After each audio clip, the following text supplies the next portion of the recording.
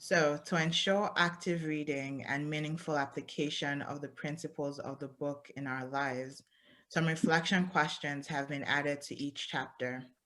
Now we will go through the reflection questions for chapter 1. Are there times you have made decisions without consulting God? What were the consequences, and how would you approach the situation differently now?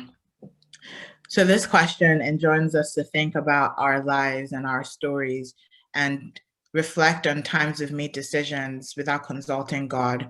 In the story of Ruth, the family relocated without consulting God, and rather than improved conditions, things deteriorated. If they were to approach things differently, perhaps they would have sought God's direction first.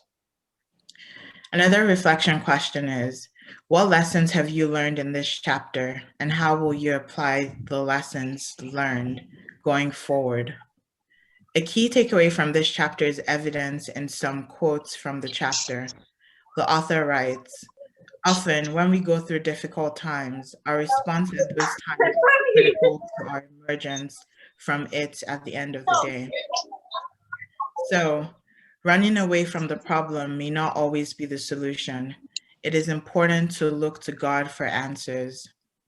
Our response during the time of adversity is important. God watches to see if we will seek Him for direction or if we will solve the problem our own way.